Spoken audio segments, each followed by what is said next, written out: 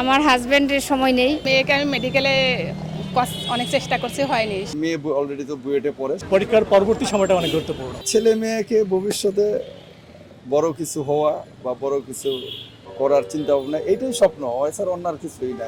তারপরে আমার ছেলে এমনি ইঞ্জিনিয়ারিং ইউনিভার্সিটি স্কুলে পড়ছে, তারপরে এখন নটরডেমে পড়ে, ভবিষ্যতে বুয়েটে পড়ার চিন্তা ভাবনা। মেয়ে অলরেডি তো বুয়েটে পড়ে। ছেলের ইচ্ছা আছে ইঞ্জিনিয়ারিং পড়ার জন্য, এখন বাকি সব ভগবানের হাতে।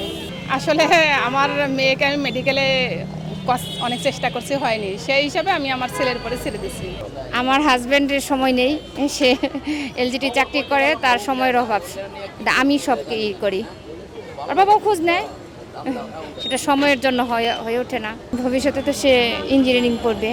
ছেলের স্বপ্নই আমার স্বপ্ন, ওর উপরেই সব। এই সময়টাকে সবাই কাজে লাগাইতে হবে। এখানে যদি আমরা হেলায় নষ্ট করে ফেলি, অনেকে পরীক্ষা দিয়ে তাহলে যে বিনোদন করতে চলে যাবে, গ্রামে চলে যাবে, আমি মনে করি না, এই সময়টা খুবই গুরুত্বপূর্ণ। পরবর্তী ভালো একটা ইউনিভার্সিটি ভর্তি হওয়ার জন্য পরীক্ষার পরবর্তী সময়টা অনেক গুরুত্বপূর্ণ।